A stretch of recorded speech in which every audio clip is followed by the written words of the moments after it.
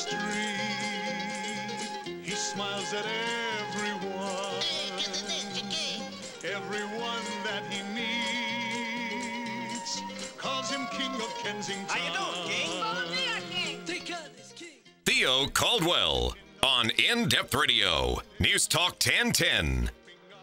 That's right.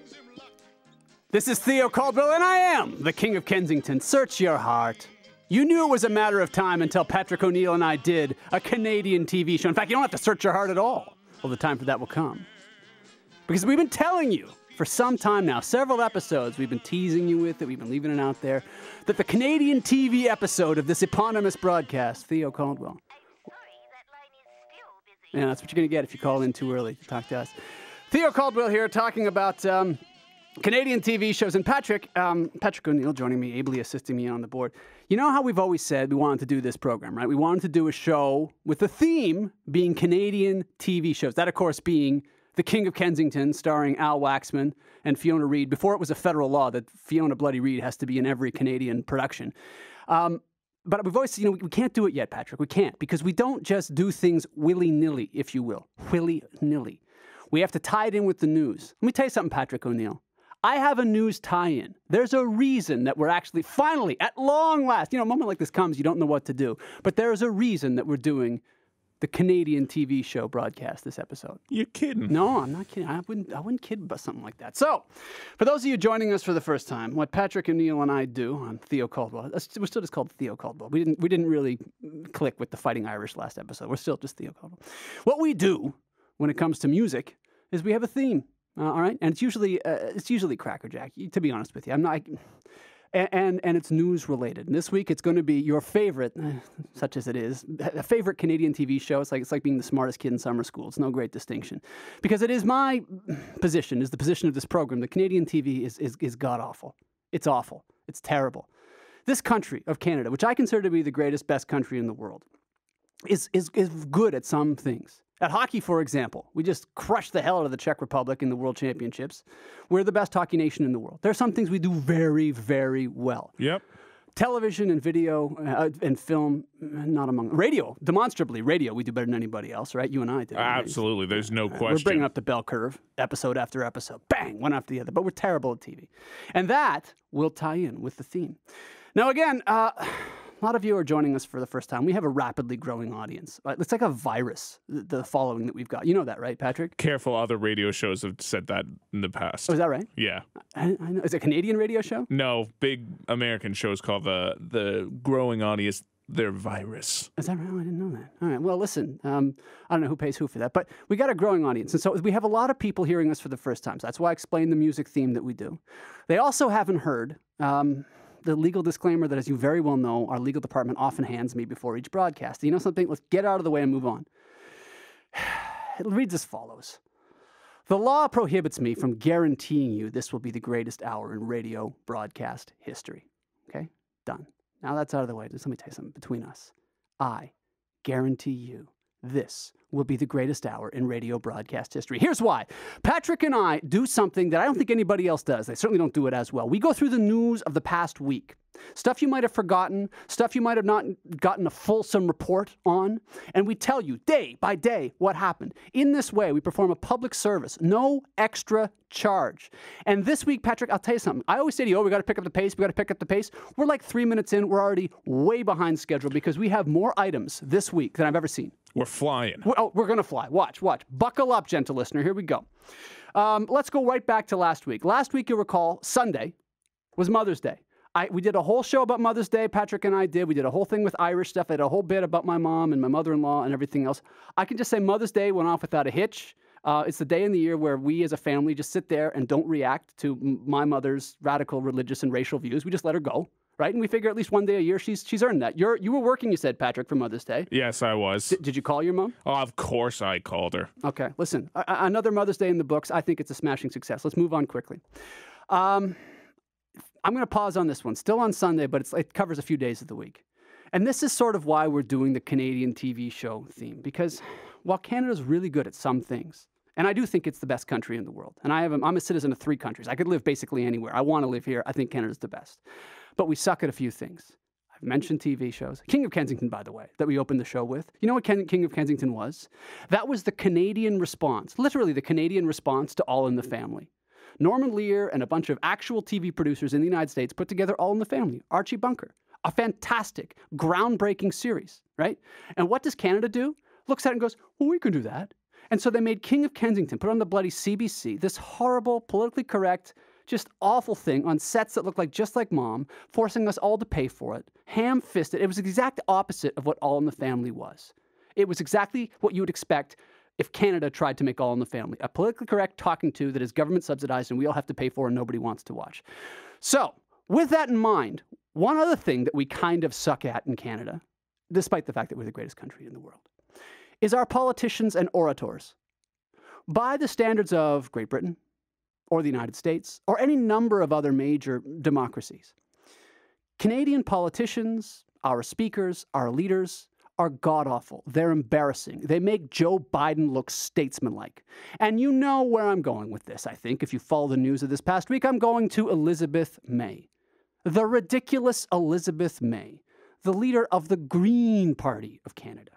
Now, this week I published a column on the topic of Elizabeth May, and while I was at it, that moon calf, Justin Trudeau. You can read it at TheRebel.media. And I talked about basically this, the idea that Elizabeth May and Justin Trudeau are not people that you can take seriously. But I'm not going to belabor it here. Elizabeth May, as you know, last weekend rose to speak at the Ottawa Press Gallery dinner. I'm not going to play him. I'm not going to do too much. You know exactly what happened. She gave this rambling, absurd speech about Omar Khadr, that terrorist they let out of jail. And she used a bunch of profanities. This is a person, by the way, who's complained about the lack of civility in the House of Commons. She did it in that speech. I know, yeah. And then she says that Omar Khadr, this guy who killed, when he was 15 years old, shot and killed a U.S. Army medic. Said he didn't shoot him, he threw a grenade. Oh, whatever. He killed him, okay? He killed him. And the point is, Elizabeth May said that guy, the killer, Omar Khadr, has more class than the whole effing cabinet, okay? You know the story. Now, here's what I want to say. And then she played Welcome Back, Kotter, the TV show, which we've already done an American TV show. To abuse a good TV theme song like that. I know. She played that because she thought it was funny, and then she was steered off stage by some what's her name, Bonnie Raitt. Who's the lady who steered off stage? Yeah, I think that was right. Bonnie Raitt, Lisa Raitt, some Raitt. Now, this person, this Elizabeth May, this ridiculous Elizabeth May, head of the Green Party, had been honored as the best orator of the year in the House of Commons. The best speaker in the House of Commons. Now, of course, you know she's not, right? You know it's one of those things where there's someone who's clearly a defective, who's clearly terrible at what she does, and everyone gives her an award to try to, part of political correctness is to pretend that black is white. The opposite of the truth is what we all agree. It's sort of like, as I've said before, Sam Kinison says Whoopi Goldberg has a career because the entire country got together and agreed not to hurt her feelings. Same move with Elizabeth May. Everybody knows. Even the people who voted for her for Orator of the Year in the House of Commons, they know she's ridiculous. But then again, she is a party leader. She's in the House of Commons. She's just ridiculous. And it personifies the left and PC culture that someone like this, someone like Elizabeth May, gets taken seriously. There will be, as I said in the column I wrote about Elizabeth May and this outburst at the national thing, there will be no consequences for her. There won't be any. She came on and she apologized. She made a few ridiculous excuses. She goes, "Oh, I had 5 hours sleep. I get 5 hours sleep every night. That's about all I ever get. I would kill to have 5 hours of sleep." I know, seriously. And then I was on cough syrup. You and I are on cough syrup right now, as we are every broadcast, Patrick. Just for the fun of it. Now, the greatest columnist in the world, Mark Stein, said on radio that Elizabeth May wasn't drunk. Now, I watched this ridiculous speech Elizabeth May made. I assume she's drunk. I mean, she sounds drunk, looks drunk. And if she's not drunk, that actually makes it worse, right? That's is the best point. Yeah, and here's the other thing. It's not just about the left. It's I see the text board about Al Waxman and King of Kensington, and I see you on the phone, by the way. I'm not ready to talk, but I'll get to you. It's not just the left. Someone like Elizabeth May gets away with this kind of nonsense because she's on the left, and we know that she's a kid, right? We know it. And Justin Trudeau too, and I'll get to him in a minute. It's that in politics, particularly if you're not on the right, you get away with this stuff. You and I, Patrick, there's some kind of a big event for this news station this week. And I'm not allowed to speak. Like, it's made very clear to me I'm not going to be allowed anywhere near a microphone, which is fine.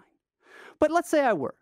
Okay, let's say I had a few too many or some cough syrup or like 5 hours sleep or whatever. And I got up to a microphone at an event at a place where I work and I gave some kind of a rambling, profanity-laced speech as Elizabeth May did. Do you think I'd be back here at this microphone? No, you wouldn't. No, because I'm in the private sector and they expect results and they expect a certain amount of comportment. Now, I want to get to Justin Trudeau. I don't want to get to Justin Trudeau. Nobody's ever wanted to get to Justin Trudeau, but I feel the need to get to Justin Trudeau. We're compelled to. On this theme, which I'll probably do after the break. And we're just on Sunday, by the way, but this is one of the things I'm pausing on. But I don't know how you describe someone like Elizabeth May. You don't say sandwich is short of a picnic anymore. What do you say about someone like her? She's a few bongos short of a drum circle. Is that what you say about a hippie? Like, or she's a few mushrooms short of a kombucha? Is that what you say? Yeah, a few joints short of a circle. I mean, it's right. But don't ask me to take someone like that seriously. Now, I'll do the segue before we go to break and then come back.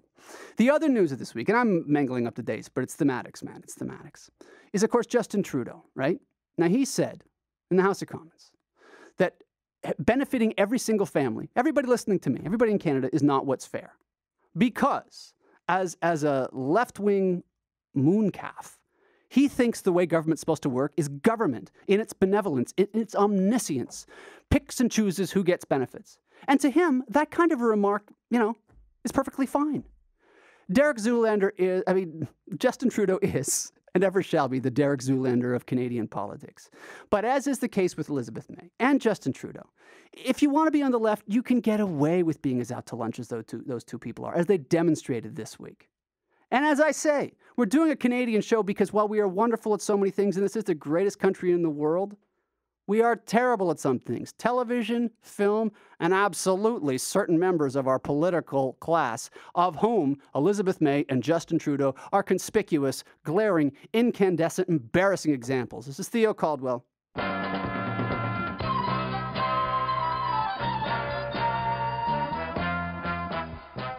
You're listening to Theo Caldwell on News Talk 1010.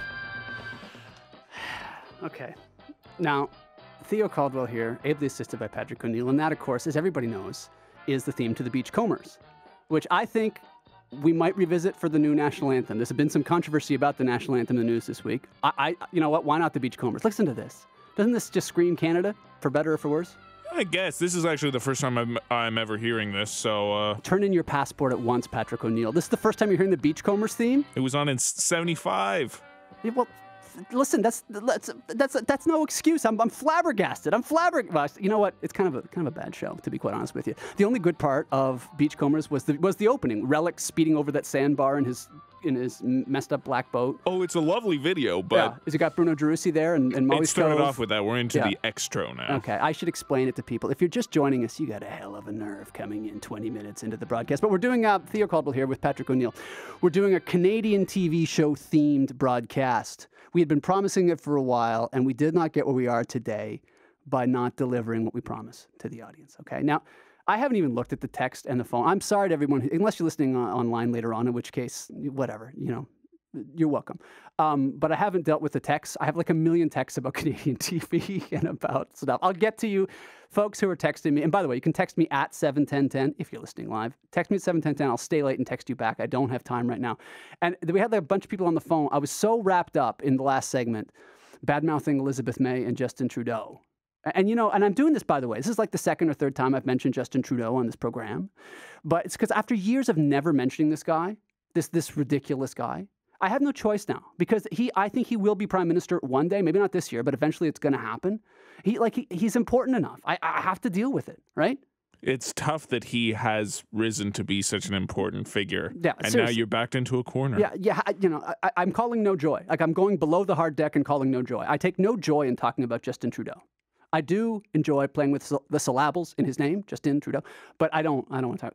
This guy's been waiting a long time. Before I move on with the news of the week, go through the news of the week. I should take Antonio, right? Okay. Antonio, you got a thought about Canadian television. Go ahead, buddy. Yeah, how you doing? Good, man. I agree with you. It's not all great, but first of all, before I give you the comment that I was going to call on, you should go back and check out a broadcast when Bullard was replaced by Taggart and Torrance earlier this year. They had a bunch of people calling about their favorite TV shows, and there was so many. Now, recently, the ones that I like are the comedies like Young Drunk Punk. Have you seen that? No.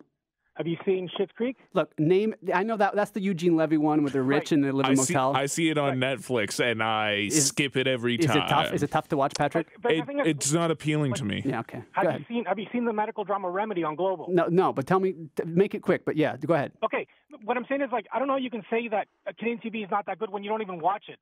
If you watch Remedy, it's as good as ER. It's as good as The Night Shift on NBC. And you got to remember, like, Canadian programming generally has about 1/10 the production value that Americans do. Okay. Yeah, but all the shows you mentioned, I hate. Okay. Yeah, and it's true. Now I'll give you this, Antonio. I've not seen the show Remedy, but I've seen every Canadian show in the history of having to watch it. From Street Legal, why don't you tell us what happened that weekend in Sudbury? From to Beachcombers, to The King of Kensington, to basically everything except for Hockey Night in Canada, which also sucks now too. Like, we've all seen it. Everybody we put in our time. Yeah, we get to say we don't like it now. So yeah, what was that one? The Border, the one where Canada's constantly at war with the United States. It's a ripoff of a great Dutch show starring Kim Bodna. I highly recommend. The Dutch show was phenomenal. It was really good. It's graphically violent. But the Canadian ripoff sexual. is never as good. Republic of Doyle is very good. I mean, no, please. Okay, now, Antonio, listen, cut him off. No, and I'm not going to cut you off, Antonio. I'm just going to respectfully disagree and thank you. You know what? Murdoch Mysteries is one that makes me absolutely crazy. Boo. It looks like they're wearing costumes for like one of those pictures you take at the X. It looks like everyone's play acting. It's ridiculous. And the guy, here's the other problem I have, Antonio. It's not about production value. It's about what they choose to put on TV in Canada. It's content. It's purely would content. Would it kill them to find someone good looking of either sex to put on TV? Like, what the hell? I mean, the guy from Murdoch Mysteries, I guess, is good looking, but he's so clearly wearing mascara even when he's out in public. It's really weird. Yeah. It's a question of taste. You know what? You can make... Look, Citizen Kane was made on cameras less advanced than what are pointed at me right now. So it's not a question of production values. It's whether you know what is good and what is not. And we understand in this country how to do goaltending. We know how to do a left-wing lock. We know how to do the trap. We know how to score. We know how to pass the puck. But we don't know how to make film and television. Well, like you, I was never a fan of Canadian television. But like I said, those three that I mentioned, Schitt's Creek and Young Drunk Punk is very funny, and Remedy is a really good drama. It's exciting and it's on topic. Like last season, they talked about all the anti-vaxxers. This season, they did an episode where a girl does that cinnamon thing. It's on point, and I think it's as good as anything that the United States has produced. It's a very good, exciting show. It's a family drama. It's hospital drama. And what are you, the grip on the show? This is crazy. All right, he's plugging something. Oh my God! All right, Tony, I gotta let you go, buddy. Thanks for the call. Who was that? Was that guy like in charge of craft services on Remedy? What's he so excited about this show for? Like, he sticks up for it like it's a person. Yes. Okay. He just killed a whole bunch of time, and we got to move, man. We got to move. Okay, I don't want to talk anymore about Elizabeth May, and I don't want to talk about Justin Trudeau. And by the way, I see the text they're coming fast and furious. You mentioned Beachcombers, right? That's touching a nerve. I'm not slagging Bruno Gerussi. I'm not. Oh my God. I'll deal with you texters later. Let's move on with the news because we've got important stuff now. Monday. This is Theo Caldwell with Patrick O'Neill going through the news week. Monday, elementary school teachers started work to rule in, I guess, is it Toronto or Ontario? I don't know, elementary school teachers. We'll deal with another news story about teachers striking and working to rule and everything else. Here's what I think about teachers. Except for maybe journalists and maybe cops, teachers spend more time congratulating themselves than any other profession. And it's embarrassing. And this whole work to rule thing, and the way unions generally, teachers' unions behave, and if you went to public school or you have a kid in public school and you're always in jeopardy of losing a year or losing this or having your entire thing disrupted since Bill Davis gave teachers the right to strike in this province. I'm so sick of hearing from them and them pretending when they do something like work to rule like the elementary teachers did or talking about a strike which has been ruled illegal, as we'll get to later on in the week. I'm so sick of them pretending that they do this stuff for the kids. Okay? Everybody, I got news for you, teachers, talking about how hard it is, and if you can read this, thank a teacher. I got news for you. Everybody's job is hard. And as I said about people like Elizabeth May and Justin Trudeau, supposedly in public service, who get away with behavior none of us in the private sector would be allowed to do. By the same token, those of us in the private sector, besides the fact that we got to work all year long, also, if we screw up, we can be fired. And it happens. And we don't get to march on Queen's Park and complain and all the time hold other people's kids hostage and pretend that we're doing it because we care so much about educating them. It's ridiculous. Patrick, anything? Yeah, I have zero sympathy for teachers. I had maybe 2 good teachers. Yeah. So. Yeah. And the idea that they're going to get people on their side by creating a giant inconvenience, it's like pinching someone really hard and then saying, okay, do you agree with me now? Yeah, that's it's right. a bad idea and on that's principle. also how it feels to me watching Canadian television being pinched really hard and saying, did you enjoy the show? Did you enjoy Remedy? I'll pinch you again. Finally, before we take a break, and I can't believe how fast the show is going. It's crazy. I want to say about the big news on Monday. We called another thing correctly, and it was an important thing. This is way more important than calling the Mayweather-Pacquiao fight, as we did, Patrick. You know what we called correctly? Rob Ford's surgery. We said going into his surgery Monday, 10-hour surgery, 4 surgeons, we said that Rob Ford would get his wish, that he would wake up, and he did. And God bless him, and I'm so glad he did. Now, I was on, I'll get to this after the break. I got to talk a little bit about Rob Ford's surgery this week. But anyway, that happened Monday. The surgery happened Monday. Rob Ford woke up. He's got a long road ahead of him to recovery, former mayor of Toronto. But you know what? We love him. God bless him. Thank God that he's recovering, right? Absolutely, of course. All right, this is Theo Caldwell with Patrick O'Neill. We're delivering a phenomenal broadcast, and we'll be right back. Wake up in the morning feeling shy and lonely. Gee, I gotta go to the store. I don't think I can make it, don't think I can take it. I'm wondering what I'm gonna do. But when I look around I see that someone is smiling right at me. Wait, that someone's talking to me. Hey, I've got a new friend. This is Theo Caldwell on In-Depth Radio, News Talk 1010. Yeah, you knew it had to happen, right? You're not going to do a Canadian TV show without doing Degrassi Junior High. You can't do a Canadian TV shows themed broadcast, as Patrick O'Neill and I are doing, Theo Caldwell, with you, without doing Degrassi Junior High. And this, you know what, Degrassi Junior High, and I admit I watched it, right? Joey Jeremiah and Snake. I won't admit that. That's the first time I heard that song, and I've never seen an episode. I got to see some ID from you, Patrick. Like how you haven't seen, like everyone listening, they know this program, right? But here's the thing. Once again, Degrassi Junior High, it was incredible. Like no one's ever, like nothing funny ever happened. It's always like everything's a teachable moment. And season after season of ugly children. I mean, my goodness, what on earth? And we all paid for that, right? It's terrible that they would put out this product that just shows the bad breeding of some Canadians. I got to tell you something. You know, sometimes, Patrick, when we do themes, and if you're just joining us, honestly, you know what time this broadcast starts. But if you're just joining us, unless you're listening online, which is fine, sometimes you and I do a show where the theme gets a mind of its own, and the text board goes crazy. The phone I see going crazy. We only got like one guy and we're hanging up on everybody. I understand that. But I'm looking at the text boards, perusing it during the break. I got people so mad at me about Canadian TV. Like, they don't disagree with me. News Talk 1010, what's your question? You're on the air, Patrick. You know that, right, buddy? All right. You got it. If you're going to screen, do that off the air, man. But anyway, I'm getting good suggestions. Somebody here is talking about Polka Dot Door, which we've dealt with Polka Dot Door. I talk about Polka Dot Door all the time. Shout out Pixie Curry. I have told you, as no other broadcast has, that Steve Paikin, host of The Agenda on TV Ontario, got his start as Polkaroo on Polka Dot Door. That's a little known fact. You love to mention that. Well, it's important. It's an important piece of Canadiana. He got a member of the Order of Ontario, the Order of Canada, and he was Polkaroo. Okay, and then this Polka Dot Door, which I think is great. It's not like I'm criticizing it. And then it says, and Tanya Lee Williams never became anyone?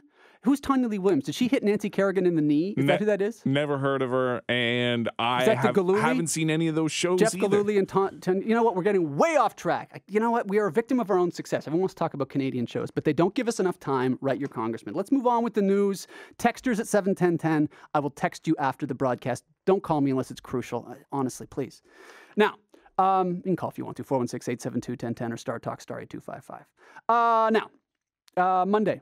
Monday was Rob Ford's surgery. I want to say one thing as to that on Tuesday. Tuesday, I hit the big time. Because Tuesday, I was invited on, guess where I was invited?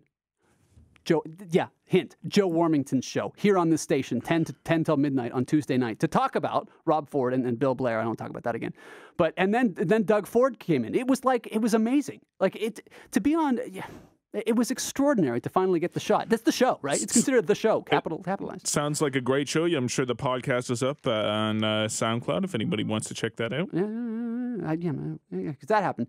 And Doug Ford called in. We had a good talk. I was invited to ask questions. I don't ask questions anymore in my career. I just sort of rant and let people react, which is what I did on Joe Warmington's show. Monday also, George Zimmerman got shot in the face, they said, but he didn't. He's the guy from Trayvon Martin. He didn't get shot in the face. I know, but the initial reports, we got shot in the face, but he's okay. But of course, George Zimmerman, there was something happened. He's a magnet for trouble, this character. Monday, I'm doing this just for you. Tom Brady got suspended, as we said. It'll be overturned, have no doubt. Okay. I don't care. I'm just bringing it up for you, okay? Tom Brady did get suspended 4 games. It's a conspiracy of Colts and Jets fans trying to ruin a good man's name. All right. Speaking of ruining a good man's name, also on Monday, Justin Bieber completed anger management. Didn't care about that either, but that happened. Yeah, that's irrelevant. On Monday, this I do care about. Captain John's, the restaurant at the foot of Harborfront there.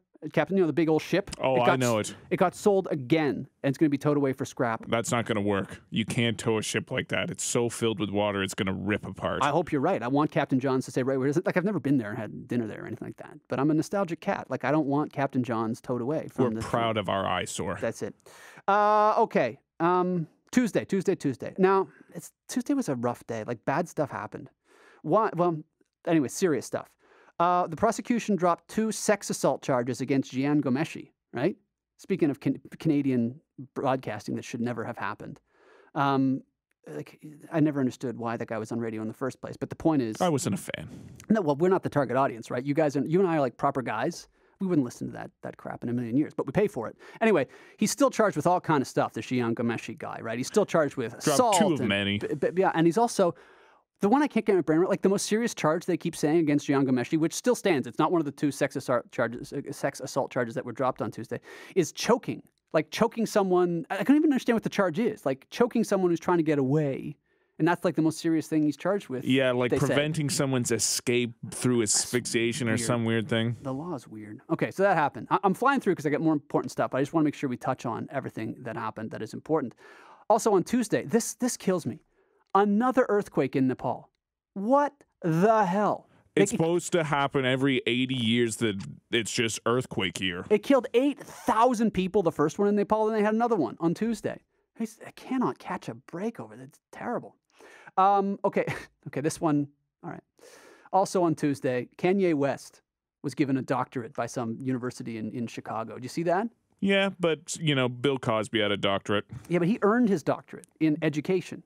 Bill Cosby, yes, he actually did. He earned his doctorate in education. This is one of those where you're invited to be a commencement speaker at a university graduation, and they give you an honorary doctorate. Kanye West, who is a moron's moron. He's the guy who said that George Bush doesn't like black people. Remember that? And made Austin Powers very uncomfortable on TV. Yeah. I'll never forgive him for that. Right, and he's the guy who describes himself as a genius. Like, if you are a genius, it's the sort of thing you let other people say about you. That's what we do, right?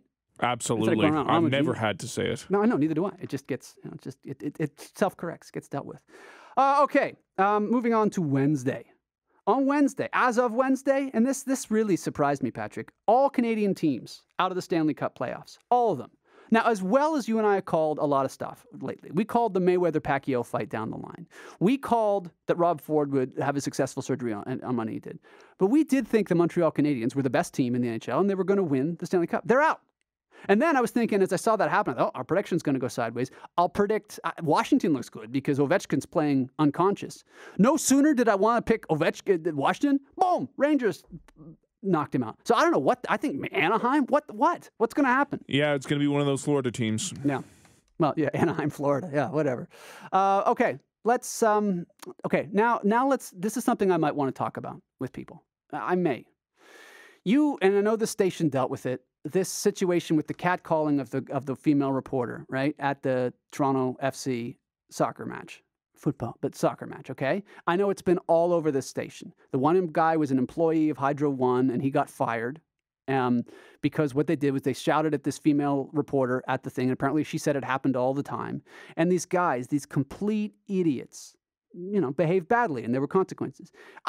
All I can add to the reportage of this story, and Wednesday is when it became a big story, is when I'm saying that Canada, despite the fact that it's the best country in the world, and despite the fact that we do some things very well, another thing that we do very badly is soccer hooliganism. These morons who harassed this woman were trying to be like British soccer hooligans where they're ruffians and everything else. They weren't. All they were was bullies and jerks and weaselly little twerps.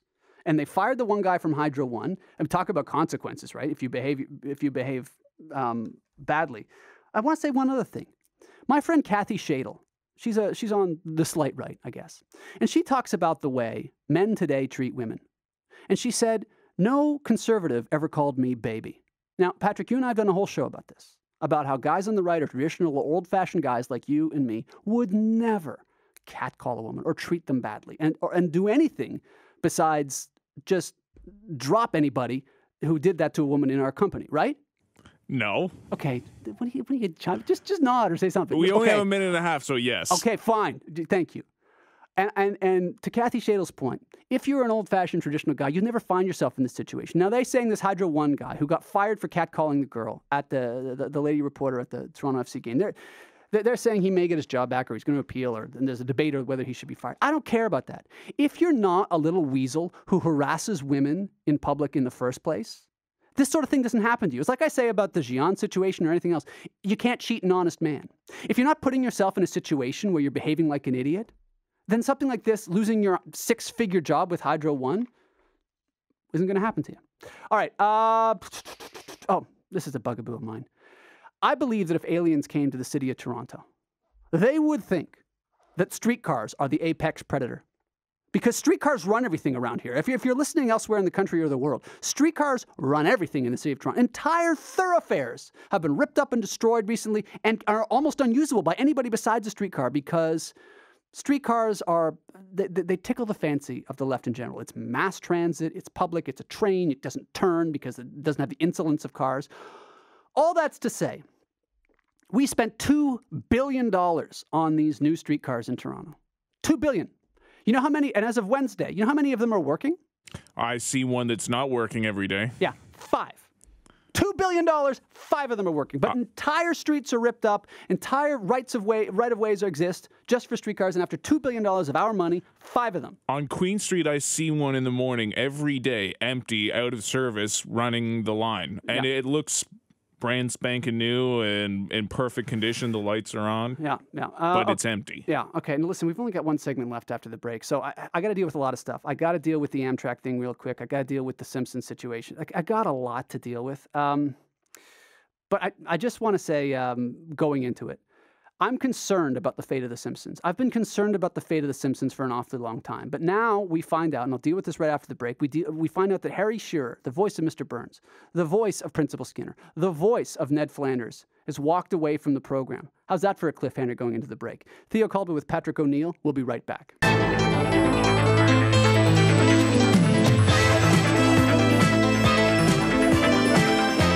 More from Theo Caldwell on News Talk 1010. Welcome to Danger Bay with Theo Caldwell and Patrick O'Neill. What do you think about that for the name of the show? Have people forgotten the original Danger Bay such that we can use it for the name of this broadcast? Yeah, I suppose. It's not bad. Had you heard this one before, Danger Bay? Nope. Okay, it's also a terrible show. Like, we're in a helicopter and there's like a seal drowning. It's the same show every time. They're all the same show. Arctic Air, Danger Bay, Beach, it's all the same show. It's all every time it's the same show. That's my favorite theme song so far. No, that's what I'm saying. That's why every week at least we need to make progress, Patrick, toward naming this broadcast. Unless we wanted to stay with the eponymous Theo Caldwell. I think Danger Bay deserves a spot in the maybe pile. Okay.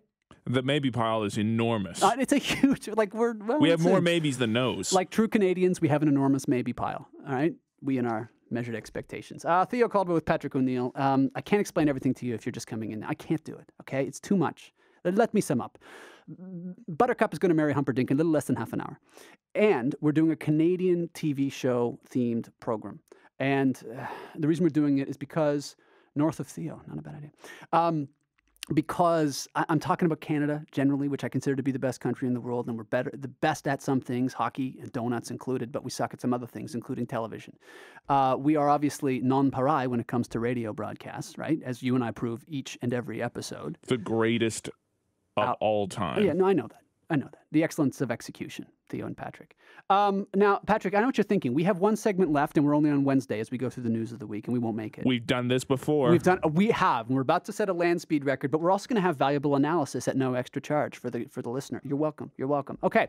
Wednesday. This is like the worst thing that happened. No, the earthquake was bad, but the Amtrak crash. Okay, a train going from, this isn't a math problem, a train going from New York to Washington. It crashes in Frankfurt, just outside of Philadelphia, and several people were killed. Right.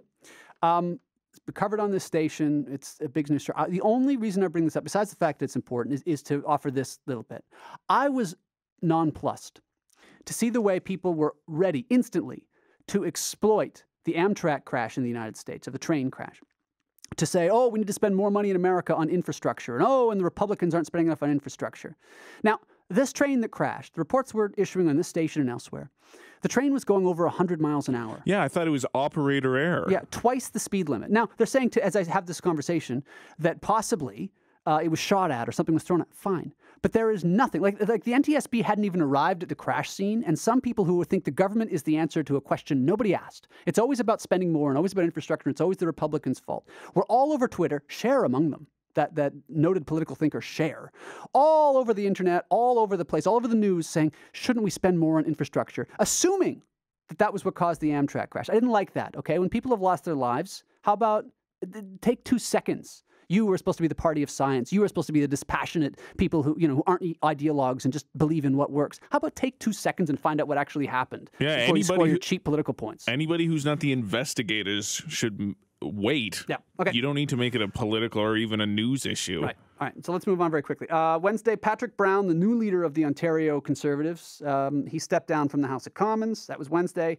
Thursday, as I mentioned at the top of the broadcast, I published a groundbreaking award-winning column in TheRebel.media on the topic of Elizabeth May and Justin Trudeau. I can't go over what I said except to say that it's an amazing piece of prose. Go look at it, TheRebel.media, and we dealt with it at the top of the broadcast if you're listening online. Okay, now Thursday. Here's what I did before the break. The guy, Harry Shearer, you remember as Derek Smalls from Spinal Tap, but he's also the voice of like every voice on The Simpsons that Hank Azaria and Dan Castellaneta don't do, Harry Shearer does. He's quit The Simpsons. And I think that's it, man. Now, on Twitter and back and forth, James L. Brooks and the guys who run The Simpsons are saying, come back. But Harry Shearer has left because of contract disputes. This isn't the first time that happened. They killed Maude Flanders because the person who did the voice for her was one of the people who wanted more money to do the voices for The Simpsons. But now Harry Shearer, you don't replace Harry Shearer. He's left. The show was already well up over the shark. But you can't continue without Mr. Burns, without Ned Flanders, without Principal Skinner and his Vietnam flashbacks. You can't do The Simpsons without Harry Shearer. Agreed? Yeah, I mean, I haven't watched it since the 15th season. It was good back then. Right. But I think they're at like 26 or 7 now. So, but I agree, yeah, you're losing a lot of, not the best characters, but certainly you need them to make up the story. Yeah. But Harry Shearer never was that funny either, so... You telling me Mr. Burns isn't that funny? You telling me that Ned Flanders wasn't that funny? He had like 2 or 3 great episodes. Okay. By the way... One of them, he got shot. Yeah. By the way... it was my brother's birthday on Friday. Happy birthday! That's not really in the news, but I've tell people about my brother. To understand my brother, all you have to do is see the Simpsons Halloween episode where Ned Flanders is the devil. He says it's always the one you least suspect. That's my brother. Anyway, it's his birthday. Happy birthday. Also Thursday, 6 people were arrested in Ireland for trying to plant 2 bombs in advance of a visit by Prince Charles. My only question, I'm an Irish citizen. My only question is, are we still doing this? Is this IRA works crap in cycles? Yeah, well, it's ridiculous. Don't start again. Like, it used to be such a nightmare to travel to London or to, because of all this stuff. And Prince Charles, what's the point? What do you want? Stop him from doing watercolor and talking about Al Gore? Like, leave Prince Charles alone? It's a terrible symbolic attack. Stupid. And hopefully it does take about 10 years for them to start up again. It was pretty bad in like 2004. Yeah. So. Okay. Fine. Okay. I'm going to go real quick now because we got like 5 minutes left. But I want to say one good decision was made this week. Very good decision. It was announced on Thursday. They are going to name the new bridge between Detroit and Windsor that basically we in Canada are paying for because America doesn't want to pay for it. They're going to name it for Gordie Howe, Mr. Hockey. That was a great decision. Who embodies Canada, connecting to America and to Detroit in particular better than Mr. Hockey Gordie Howe, right? Perfect. The fourth best player in the history of hockey. I know what I said. Gordie Howe is the fourth best player in the history of hockey. Look it up. I'll tell you why before we move on. We got 4.5 minutes. The reason Gordie Howe is the fourth best player in the history of hockey is if you are having a serious conversation about who the best player in hockey ever might be, you're talking about three people. You're talking about Wayne Gretzky, Mario Lemieux, or Bobby Orr. Now, I know which of those three is the best player ever. I'm not going to say on the air because, honestly, I'm still getting texts about the Beachcomber, so I can't get the audience riled up. But you know that if you're having a legitimate conversation about the best player of all time, it's either Bobby Orr, Mario Lemieux, or Wayne Gretzky. But right outside that, Mr. 801 goals in the NHL plus like 300 in the WHA is Mr. Hockey Gordie Howe. Agreed? The guy could fight, guy could hit, guy could score. No, Gordie I Howe like the sound of that. Yeah, okay, done. All right, let's move on. Also, on Thursday, there were two protests on Thursday. One was Ontario high school teachers that were at Queen's Park, and I mentioned this at the top of the broadcast. They were from all over Ontario, high school teachers protesting because they want to strike and this and that. And I dealt with it at the top of the broadcast. I'm really tired of this. Like, I can't. Teachers seem to be so interested in so many things other than making kids more erudite and intelligent. I find it frustrating, and I can't imagine I'm the only person. And I don't have kids at the moment in public school, but I can't imagine that other people aren't as frustrated as I am when they see the sheer hypocrisy between the way teachers are constantly behaving and so political and what they actually do for a living or are supposed to do for a living. Also, taxi cabs here in Toronto blocked Bay Street to protest Uber. Another thing, stop doing, like, making our lives so difficult so that we're on your side all of a sudden. Yeah. It's a bad way of doing it. I totally agree. And you know something? There's another Uber-related story. In Montreal, Quebec tax authorities raided an Uber office because they were concerned to try to get paperwork. Like, it's a web-based company, but they want paperwork. Like the Quebec tax authority. They're brilliant over there. From the taxi guys blocking Bay Street, and Uber's making us hate taxis even more. And then what do? You block Bay Street to, I don't know, make your point. Stupid. And then you got the Quebec tax authority raiding Uber's offices. I'm stunned. This service, this brilliant idea, and also Uber's being sued by some guy who said he had the idea for like $1 billion. I'm stunned by this thing that I don't even know how to use the Uber, but people love it. But governments hate people being free, right? So they want to license and regulate and this and that and the other and harass a great invention that seems to be working really well for people all over the world. It's stunning. The Confederacy of Dunces lined up against Uber. The spontaneous genius of this thing. I want to start using the Uber now because of this. I've been spurred to action. I suggest you do. One more thing on Friday, the guy who planted the bomb, the Boston Marathon guy, sentenced to death. Good riddance, no surprise. I think we all expected that. But I want to just deal with Quebec. One more thing from Quebec, okay? Because we've got just about a minute and a half left. I mentioned the Montreal Tax Authority. A guy named Pierre-Carl Pelledeau won the leadership of the Parti Québécois. I think it just happened today as I have this conversation. Now, he used to run Quebecor. Okay, it was sort of a family company because his family company took it over and this and that and the other. And then he stepped down as the head of Quebecor. Now, I know this guy a little bit. I used to write for their newspapers. If there were any other involvement I had with their media outlets, I have never admitted to it publicly, and I'm not going to start right now. But I'll tell you this. This guy's a mess. This guy he's a hot mess, okay? You don't have to leave a family company the way he had to leave Quebecor because you're successful. Like, he wants to go into politics. The guy had basically zero growth in the share price accounting for inflation with almost no dividend. And I don't care how many shares your family owns, you don't get to stay CEO. So politics is a great way to get rid of people who are not good at their job. He's the kind of guy, in my experience, who you make a deal with. And then he's like, oh, I'm sorry that you heard this and that. And he changes it altogether. Guy's a mess. So a couple of things. First, I think this guy, Pierre-Carl Pelledeau, new leader of the Parti Québécois, I think he could screw up a two-car funeral. And I'm basing that on some personal experience that I'm not going to, they don't give us enough time for me to go into it. I may. If he calls, if he texts, I might go into it. That's one. The second thing is I think that if a deal is made between the federal government and the Quebec government, if he ever becomes, if he ever becomes a serious player, I think Canada's safe. I think this country is going to stay together. And you know something? All the criticism that I've heaped on Canada in this episode for the things we do wrong, we do a lot of stuff right. This is the greatest country in the world, Canada. I'm glad to be here. And you know what else? Folks, this has been an excellent broadcast. You truly enjoyed it. This is Theo Caldwell. Good night. The whole world is my home.